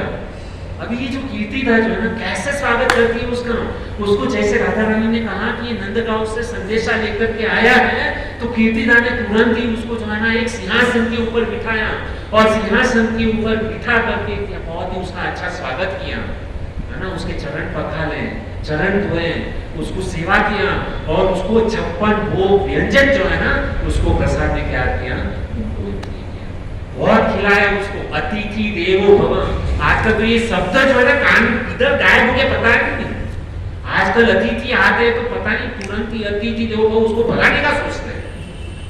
अतिथि किसको कहते हैं कि जो बिना मतलब असमय पर आ जाए ना, उसको अतिथि कहते हैं। समय पर आए उसको तो सतिथि, बुला करके जब हम आजकल कहते हैं मेहमान गति कैसी होगी, हम उसको पहले बोलते हैं कि आपको ये तारीख को, ये बात को हमारे घर पे प्रसाद लेने के लिए आना है, तो सतिथि हुए। अतिथि किसको बोलते हैं, बिना तिथि के जो घर पर आ जाए ना, उसको अतिथि कहते हैं। अतिथि, अतिथि देवो भव, उसकी क्या होनी चाहिए, सेवा होनी चाहिए। तो ये जो कीर्तिदा मैया ने बहुत ही सुंदर उस पांडे की सेवा की, और बाद में वो पांडे और जो है ना कीर्तिदा के बीच में वार्तालाप हुआ, और पांडा जो है ना, तो कीर्तिदा मैया को वो जो कृष्ण का जो संदेशा जो है ना, वो बताता है। राधा रानी बाजू में खड़ी मतलब सुन रही, अंदर से प्रेम है। कृष्ण ने जो है ना राधा रानी के लिए मतलब संदेशा भेजा है। क्या संदेशा भेजा है, बस अभी आप हमारे उधर आएंगे कि हमको आपके उधर आना है, कृपा करके। तो कीर्तिदा ने बहुत ही सुंदर मतलब उस पांडे को कहा कि देखिए कि आप लोगों को जो है ना नंद भवन, सारे ब्रजवासियों को जो है ना नवमी के दिन, ये अष्टमी के दिन के गया था, नवमी के दिन मतलब दूसरे दिन आप सारे नंद भवन में जितने भी ब्रजवासी हो ना, सबको हमारे घर पर क्या है, निमंत्रण है। और बरसाने का रज रज कण कण सारे सब लोग जो है ना आपके आपके स्वागत के लिए तैयार है। ये किसने दिया? कीर्तिदा ने उसको संदेशा भेजा कि जल्दी से जल्दी आप है ना कल सुबह को ब्रह्म मुहूर्त में ही आप क्या हो जाओ, आप यहाँ पर हमारे बरसाने में आ जाओ। हम आपका बहुत ही सुंदर यहाँ पे उत्सव होता है ना, शादी में क्या करते हैं, खिलाते पिलाते उसकी इच्छा पूरी करते हैं। तो हम सारे जितने भी बरसाने वाले हैं हम सब मिल करके क्या करेंगे, आपकी सेवा करेंगे और हम क्या करेंगे, यहाँ पे होली खेलेंगे। ये घटना यहाँ पर हुई बरसाना के। और उसमें क्या हुआ कि ये जो पांडा जो है ना वो क्या हो गया, निकल रहा था, लेकिन उसको संतुष्ट करके भेजा, खिला पिला करके। यदि कोई भी ब्राह्मण हमारे घर पर आता है ना, यदि उसको खुश करना है ना, उसको पैसे की जरूरत नहीं है, उसको केवल आप है ना भोजन खिला करके 56 भोग खिला करके उसको खुश कर दो, वो आपको ढेर सारा आशीर्वाद दे। यदि आप लोगों ने ब्राह्मण को मतलब भूखा लगाना तो समझ लेना वो आशीर्वाद नहीं देगा, बददुआ देगा। इसके लिए कभी भी ब्राह्मण घर पे आता है ना, उसको खुश करना चाहिए। कैसे? खिला पिला करके उसको खुश करना चाहिए, अच्छे व्यंजन खिलाने चाहिए। अभी कीर्तिदा ने क्या किया कि वो जब जा रहे थे ना तो उसको जो है ना लड्डू पैक करके दिए। ये सच्चा अतिथि। आजकल मतलब इसको में जब भी प्रसाद डिस्ट्रीब्यूशन करते हैं तो केवल प्रसाद ले लेते हैं, बाद में पार्सल भी देते हैं, तो इतना प्रेम नहीं है। लेकिन कीर्तिदा मैया का प्रेम कितना था कि आप जो है ना ये लड्डू जो है ना पार्सल भी लेकर के जाओ। और वो क्या किया, उसको टिफिन पैक करके क्या किया, पांडा को दे दिया। अभी जैसे वो पांडा निकलता है ना, अभी बहुत मजा आता है।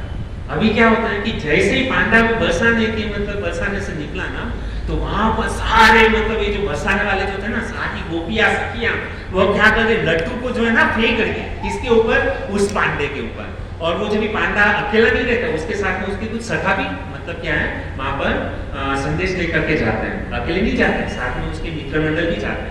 तो जैसे ही वो सारे लोग निकलते हैं ना बरसाने से, तो क्या होते हैं, सारी सखियां जो है ना वो मतलब हाथ में एकदम घर पे जो है ना सुबह सुबह को उसने अच्छा सा लड्डू मोतीचूर का बनाया हुआ रहता है। और क्या करते हैं, वो जो जितने भी सखा वो पांडा जो है ना उसको क्या करते हैं, मुंह पे मारते हैं।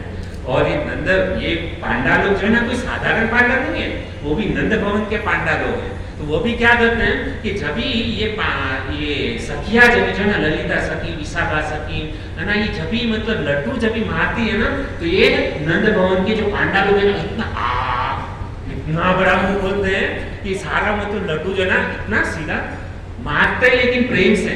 आजकल की तरह नहीं ठाड़ करके, कैसे उनका बोलते, कैसे बोलते हैं, सामने वाले को बेचारा वो शरीर जो है ना पूरा बॉडी लाल लाल हो जाता है, उसको बेचारे को आयोडेक्स लगाना पड़ता है, इतना जोर से मारता। ऐसा नहीं, वहां पे वो लड्डू भी मारते हैं ना, उसको लगता नहीं था, लेकिन वो मार भी जो है ना, लड्डू मार भी जो है ना वो स्वीट में बदल जाता है, क्योंकि सीधा मुंह के अंदर जाता था।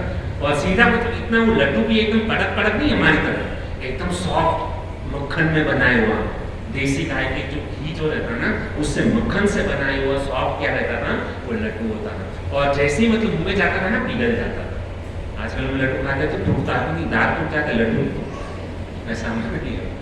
तो ये जो बरसाने के जो है ना इस प्रकार से वो क्या है, लड्डू से उसको मारते थे। इसके लिए अष्टमी तिथि के दिन जो होता है ना उसको क्या कहते हैं, लड्डू मार होली। क्या कहते हैं, लड्डू मार होली। और उसके वेरी नेक्स्ट डे क्या होता है कि नंद भवन से ये सारा संदेशा पांडा लेकर के कहाँ पर जाता है, नंद भवन में। और कृष्ण को कहता है कि ये जो कीर्तिदा मैया, श्रीमती राधा रानी और ऋषभानु सारे लोगों ने हमको न्योता किया है वहां पे जाने के लिए। और कृष्ण तो बस केवल ये सुनने के लिए आतुर थे, और कृष्ण राह देखते थे कि कभी पांडा आएगा, कभी पांडा। उसके लिए एक एक क्षण जो है ना वो ब्रह्मा जी की आयु की तरह लगता है। कृष्ण मतलब तरसते थे कि कभी आएगा, कभी आएगा, कभी आएगा। और जैसे ही मतलब वो पांडा आता था ना, कृष्ण तुरंत ही क्या करते थे, उसको आलिंगन करते थे। किसको, उस पांडा को। वो आलिंगन करते थे क्योंकि उस पांडे को क्या है, श्रीमती राधा रानी ने स्पर्श उसको किया है। और मतलब इनडायरेक्टली जो है ना उसका जो राधा रानी का स्पर्श जो है ना, क्या करते हैं कृष्ण जो है ना उसको आलिंगन करके जो है ना वो स्पर्श होता है। मतलब कितना मतलब ये तो कृष्ण क्या है उसको देख करके मतलब बहुत खुश हो जाते हैं। और वो पांडा उसको न्योता देता है कि कल हमको क्या है, नवमी के दिन हमको वहां पे जाना है। और कृष्ण जो है ना बस वो रात कैसे बीते, रात देखते थे। और जैसे ही सुबह हुई, नहा धोकर के सारे ब्रजवासी, नंद बाबा, यशोदा मैया, श्रीदाम, मधुमंगल, सारे के सारे लोग जो है ना नए वस्त्र पहन करके जो है ना बैलगाड़ी में बैठ करके कहाँ पर जाते हैं, बरसाना के जाते हैं। और जब भी ये सारे के सारे ब्रजवासी जब भी नवमी के तिथि के दिन जब भी बरसाना जाते हैं ना, तो कैसे जाते थे पता है? कि नंद भवन में जितने भी लोग जो थे ना, सर अपने सर के ऊपर एक ढाल को लेकर के जाते थे। ये जो ढाल जो है ना, बलराम जी का स्वरूप है। फोटो में उसके ऊपर लगाएगी, हाँ नीचे नीचे नीचे, हाँ ये जिसको लठमार होली कहते हैं, लाठी मार होली जिसको कहते हैं ना, तो यहाँ पे फोटो में देख सकते हैं। तो सारे ये नंद भवन में जितने भी ब्रजवासी है ना, वो क्या करते हैं, ढाल को लेकर के जाते हैं। और वो ढाल जो है ना, बलराम जी का स्वरूप है। और ये जब नवमी हो जाती है ना, ये उसके बाद में ये कलरफुल होली आती है, धूलिवंदन। और धूलिवंदन के बाद में भी 3 दिन जो है ना, ब्रज के अंदर होली चलती है। और जिसको होरा कहते हैं, वो होली जो है ना, बलराम जी के लिए होती है, होरान को भी कहते हैं उसको। तो ये नंद भवन सारे ब्रजवासी वहां पर गए हैं, बरसाना गए हैं और सर के ऊपर ढाल लेकर के गए। और जैसे ही मतलब ये सारे ब्रजवासी वहां पर जाते हैं ना, सारी सखियां, सारी बरसाने की जितने भी मतलब वो लोग हैं, वह क्या करते हैं, लाठी लेकर के खड़े होते हैं। और लाठी से क्या करते हैं, वो नंद भवन से जितने भी लोग आए ना, उसको क्या करते हैं, सर के ऊपर मारते हैं। एक प्रकार से ये जो सर के ऊपर जो लाठी मारते हैं ना, वह क्या दे रहे हैं, सारे बरसाना वाले, सारे ब्रजवासी को, नंद भवन में जितने भी लोग हैं, उसको क्या कहते हैं, आशीर्वाद दिलाते हैं। क्या देते हैं, आशीर्वाद। और भगवान श्री कृष्ण भी मतलब बहुत खुश होते हैं। और बाद में कृष्ण और ये जो राधा का मिलन होता है, दोनों जैसे मैंने कहा, और दोनों एक दूसरे का मतलब क्या है। और होली मतलब क्या है, हारना। प्रेम किसको कहते हैं, कि किसी के प्रेम में यदि हार जाए, उससे क्षमा मांगे और उसको कुछ उपहार दे देना, उसको क्या है, सच्चा प्रेम कहते हैं। तो ये क्या करते हैं, कृष्ण जो है ना, जहाँ पे बरसाना में जब भी जाते हैं ना, तो कृष्ण राधा रानी से हार जाते हैं होली में, है ना। और होली में मतलब कृष्ण जो हार जाते हैं, तो कृष्ण जो है ना, श्रीमती राधा रानी का मतलब क्या है, चरण स्पर्श करते हैं और उसको क्या है, आशीर्वाद, मतलब राधा रानी उसको आशीर्वाद प्रदान करते हैं। और कृष्ण जो है ना, हार गए, क्षमा मांगी और उसके बाद में उसको क्या देते हैं, उपहार करते हैं। तो इसको बोलते हैं लठमार होली। ये कभी होती है, फाल्गुन नवमी की तिथि के दिन होती है। और ये जो अष्टमी हो गई, नवमी हो गई, और उसके बाद में क्या है, वापस दोनों का मिलन होता है। वो मिलन कभी होता है वो पता नहीं, डिसाइड होता है पत्र के बाद। तो वो कभी होता है कलरफुल होली, जो शुक्रवार के दिन जो होली ना, ये अष्टमी हो गए, अष्टमी के दिन लड्डू मार होली, बाद में नवमी के दिन लाठी मार होली, और उसके बाद में कलरफुल होली, है ना, फाल्गुन जो शुक्रवार को दिन है, उसके उस टाइम पे क्या होता है, कलरफुल होली होता है। दोनों जन एक दूसरे के ऊपर क्या करते हैं, गुलाल डालते हैं, भाव का स्वरूप है। और पिचकारी से जो पानी डालते हैं ना, वो प्रेम का स्वरूप है, प्रेम भाव और वास्तविक में ये जितना भी उत्सव है ना, तो ये उत्सव का सार क्या है, ये उत्सव का सार यही होना चाहिए कि जैसे ये सारे उत्सव क्या क्या हमको सिखाते हैं, प्रेम कैसे करना चाहिए, बाद में स्मरण कैसा होना चाहिए, समर्पण क्या होना चाहिए, क्षमा क्या होनी चाहिए, है ना। ये भावों को क्या है, प्रदर्शित करना। ये सारे जो उत्सव है ना, वो ये इसके लिए थे कि हम एक दूसरे के नजदीक आए, भगवान के नजदीक आए, भक्तों के नजदीक आए। इसके लिए ये क्या है, उत्सव भगवान ने हमारे लिए बनाया। काफी समय हो गया, 5 मिनट में आपका ज्यादा नहीं है। यहाँ पे बोर्ड भी मारा है कि कृपया आप अपना प्रवचन 9:30 बजे तक समाप्त करें, समय का ध्यान रखना चाहिए।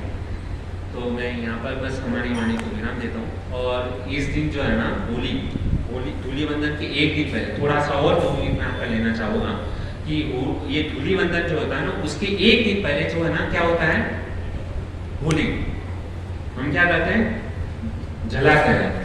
होली क्यों जलाते हैं, क्या कारण है,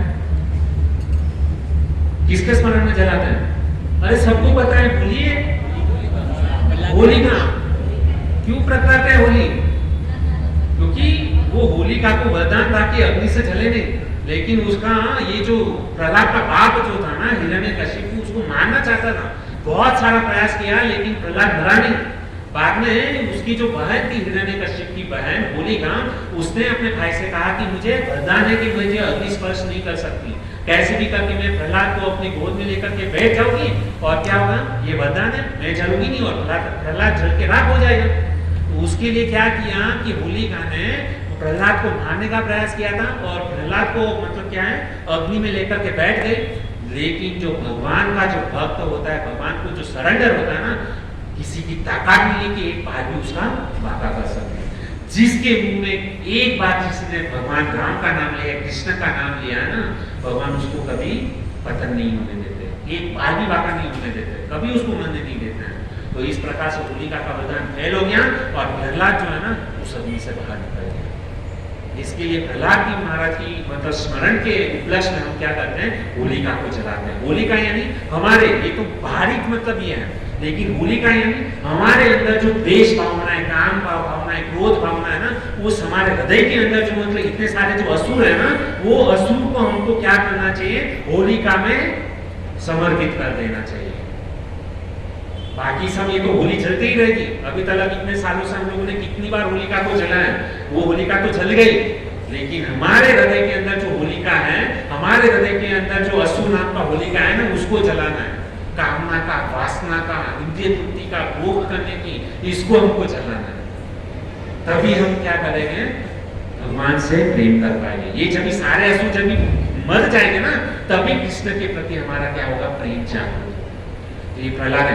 आज भी ब्रज वृंदावन के अंदर जो होली मनाते हैं ना, होली का दहन जो होता है ना, कैसे होता है पता है, आज भी वहां पे जो है ना एक पंडा जो होता है ना, वो अग्नि के अंदर प्रविष्ट होता है लाइव, मतलब जो पंडा जो होता है ना, आज की तारीख में होलिका जलाते हैं, हम यदि अग्नि को स्पर्श करेंगे तो जल जाएंगे, है ना। तो वहां पे वृंदावन के अंदर क्या होता है, पंडा जो होता है ना, वो अग्नि के अंदर प्रविष्ट होता है और बाहर निकलता है, वो उसके अंदर साक्षात प्रहलाद का जो है ना आविर्भाव होता है। इसके लिए वो पंडा को कुछ भी नहीं होता है, हमको केवल सुनना है, एक्सपेरिमेंट नहीं मत करना घर पे जाकर कि चलो प्रभु जी ने बताया हमारे अंदर भी प्रहलाद का आविर्भाव है, तो चलो हम अग्नि के अंदर प्रवेश करें। मत, कुछ बातें होती है केवल सुनने के लिए होती है, एक्सपेरिमेंट नहीं कर किया जाता। तो ये होलिका का मतलब क्या है। और जब भी प्रहलाद महाराज जब भी होलिका से मतलब होलिका तो जल गई और ये अग्नि से बाहर आया ना प्रहलाद, उसका शरीर कैसा होना चाहिए, गर्म होना चाहिए। लेकिन हिरण्यकशिप जो है ना, प्रहलाद को ऐसे डर से ऐसे मतलब स्पर्श करता है कि उसका शरीर एकदम गरम गरम रहेगा, वो डरता है प्रहलाद को हाथ मतलब छूने के लिए। तो उस समय प्रहलाद जो है ना बहुत ही सुंदर अपने पिताजी को बताता है कि पिताजी आप डरिए मत, मेरा शरीर गर्म नहीं है, उल्टा मेरा शरीर जो है ना, और वो जब भी प्रहलाद जब भी अग्नि से बाहर आए ना, तभी उनका जो तेज, शरीर का तेज जो है ना, वो चमकने लगा और ज्यादा चमक उसके अंदर आ गई प्रहलाद महाराज के अंदर। और हिरण्यकशिप उस चमक को देख रहा है और उसको स्पर्श करने की कोशिश कर रहा है। डरता था हिरण्यकशिप प्रहलाद को स्पर्श करने के लिए, लेकिन उस समय क्या हुआ, प्रहलाद कहता है कि मेरा शरीर जो है ना गंगा के पानी की तरह शीतल हो गया। भगवान का जो भजन करता है ना, उसको अग्नि छू तक नहीं सकती, और यदि जो भगवान का नाम लेता है ना, अग्नि उसे दूर भागती है। जो जहर जो है ना, विष भी क्या हो जाता है, अमृत बन जाता है।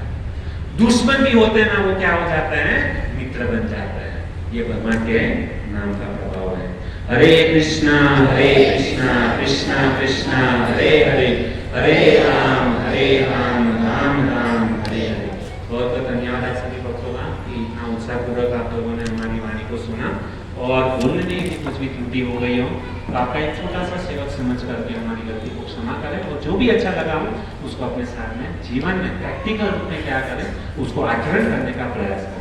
हरे कृष्ण कृष्णा कृष्णा कृष्णा हरे हरे, हरे राम राम राम हरे।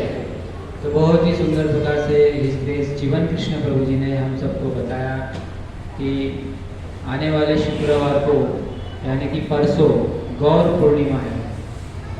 गौर पूर्णिमा महामहोत्सव की जय, चैतन्य महाप्रभु की जय, श्रील प्रभुपाद की जय। तो प्रभु जी ने बताया कि श्रील प्रभुपाद जी की कृपा से ही आज हम सब इस गौर पूर्णिमा मतलब गौरांग महाप्रभु चैतन्य महाप्रभु को हम जान पाए हैं। श्रील प्रभुपाद अगर अकेले ही भजन करते वृंदावन में रहकर, तो आज हम सब यहाँ पर एकत्रित होकर इस चैतन्य महाप्रभु की लीला को नहीं जान पाते, चैतन्य महाप्रभु को नहीं समझ पाते, वृंदावन को नहीं जान पाते, है ना। तो ये श्री प्रभुपाद जी की बहुत बड़ी कृपा है हम सभी बद्ध जीवों पर कि हम सबको श्री कृष्ण चैतन्य महाप्रभु के बारे में बताया, वृंदावन के बारे में बताया, और इस इस्कॉन संस्था से हमें जोड़ा, है ना। तो अब हम सबका कर्तव्य क्या है कि इस इस्कॉन संस्था में जुड़े रहकर श्रील प्रभुपाद जी की सेवा करना। श्रील प्रभुपाद जी की सेवा किस प्रकार की जाती है? भगवत गीता का वितरण करके, भगवत गीता को पढ़ करके, इस सत्संग कार्यक्रम में रेगुलर आके टाइम पर, लेट नहीं, समय पर, प्रभु जी के आने के पहले हमको आ जाना चाहिए, है ना। फिर मंदिर में जाना चाहिए। आप सबको हम बार बार कहते हैं कि संडे के दिन अगर छुट्टी होती है तो घर पर मत रहिए, मंदिर में आइए। तो अभी बहुत बड़ा उत्सव है, गौर पूर्णिमा महामहोत्सव। तो उस दिन हमको उपवास रखना चाहिए महाप्रभु की कृपा प्राप्त करने के लिए। और सभी भक्तों को अगर हो सके तो छुट्टी है, धूली बंधन की सबको छुट्टी होती है ना, होली की सबको छुट्टी होती है। तो उस दिन क्या करना चाहिए? हो सके तो जल्दी उठकर चैतन्य महाप्रभु का दर्शन करने के लिए मंदिर में जाना चाहिए, श्री श्री राधा गिरधारी मंदिर में। प्रातः 4:30 बजे मंगला आरती होती है। मंगला आरती से लेकर नरसिंह आरती, तुलसी आरती, शिष्टाष्टकम जो चैतन्य महाप्रभु ने 8 श्लोक में उपदेश दिया है, वो शिष्टाष्टकम को गाना चाहिए। और फिर साथ में मिलकर सब लोग जपा करते हैं। तो चैतन्य महाप्रभु की कृपा, जो चैतन्य महाप्रभु बोलो के रे प्रेम धन हरिनाम संकीर्तन, जो हम हरे कृष्ण महामंत्र बोलते हैं ना, हरे कृष्णा कृष्णा कृष्णा हरे हरे, हरे राम राम राम हरे हरे। कलयुग केवल नाम आधारा है ना। कलयुग में हरिनाम हरिनाम एव केवलम कलौ नास्तेव नास्तेव नास्तेव गतिरन्य था। ये कलयुग में हरे कृष्ण महामंत्र का उच्चारण करके ही हम सबकी उन्नति होगी, भगवत धाम की प्राप्ति होगी। तो ये हरिनाम का जप होता है और फिर दर्शनार्थी होती है और फिर बहुत सुंदर प्रकार से वरिष्ठ भक्तों के द्वारा भागवतम क्लास होता है। चैतन्य महाप्रभु की लीलाओं का सुंदर प्रकार से वर्णन होगा। तो आप सबसे निवेदन है कि शुक्रवार के दिन गौर पूर्णिमा महामहोत्सव है, तो आप सभी सुबह हो सके 4:30 बजे आइए, वरना दर्शनार्थी में कम से कम आइए, है ना। दर्शनार्थी का लाभ लीजिए और हरिकथा का लाभ लीजिए। तो बहुत सुंदर प्रकार से प्रभु जी ने बताया गौर पूर्णिमा महामहोत्सव के बारे में, फिर होली के बारे में बताया कि भौतिकतावादी लोग जो भौतिक जगत में कैसे होली मनाते हैं, कैसे कलर डालते हैं दूसरे पर, और आध्यात्मिक जगत में वृंदावन धाम में कैसे होली मनाई जाती है। तो बहुत सुंदर प्रभु जी ने हम सबको विस्तार से बताया कम समय में। तो आइए प्रभु जी का एक बार हृदय पूर्वक महामंत्र से अभिवादन व्यक्त करते हैं। हरे कृष्णा कृष्णा कृष्णा हरे हरे, हरे राम राम राम हरे हरे। और आज का जो सुंदर महाप्रसाद है वो श्रीमान मथुरेश प्रभु और श्रीमती भानुजा माता जी की तरफ से उनकी बेटी कृष्णा की अभी कुछ ही एक दो महीने पहले शादी हुई।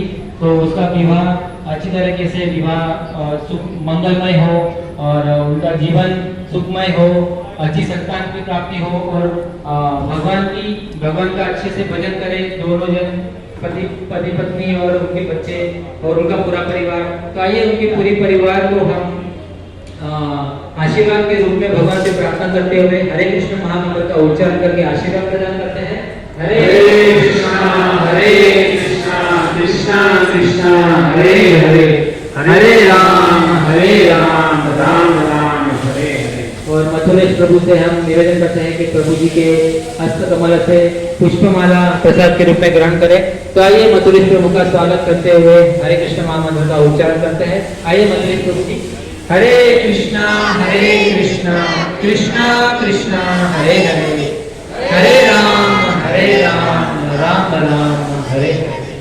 और एक विशेष सूचना है कि जो व्हाट्सएप ग्रुप में आप लोग जो भी भक्त ज़्यादा मैसेज करते हैं, कृपया ज़्यादा मैसेज मत करिए, सबको डिस्टर्ब होता है। केवल 1-2 ही मैसेज करिए, वो भी जो जरूरी है वो। और दूसरा ये है कि देखिए भक्तों, हम सोमवार के दिन ही मैसेज कर देते हैं कि बुधवार को सत्संग कार्यक्रम होने वाला है। सोमवार के दिन दोपहर तक मैसेज आ जाता है। तो आप सबको क्या करना है, सोमवार को रात तक या मंगलवार को शाम तक मैसेज कर देना है कि कितने भक्त आने वाले हैं। क्योंकि क्या होता है, जो प्रसाद बनाने वाले माता जी होते हैं उनको प्रसाद की सामग्री लानी होती है ना। मार्केट में जाके सब्जियां खरीदनी होती है, दाल चावल जो भी बनाना होता है उसकी सामग्री लानी होती है, तो अंदाजा नहीं आ पाता। अब सोमवार को हम शाम तक देखेंगे 18 भक्तों का ही मैसेज आया। अब 18 भक्तों में हम कैसे अंदाजा लगा पाए कि कितने भक्तों का प्रसाद बनाना है? हमको पता है कि 100 जन तो आते ही है, लेकिन फिर भी ना आए तो बच जाएगा, और ज्यादा जन आए आ गए तो फिर कम होगा। आपने अपने भक्तों को नहीं दिया तो कृपया करके आप सब क्या करिए, मैसेज प्रॉपर करिए, समय से करिए, और सभी भक्तों से निवेदन है कि समय से आ जाइए सत्संग कार्यक्रम में। मैं देखता हूँ कि काफी भक्त बहुत देर से आते हैं, तो समय से आएंगे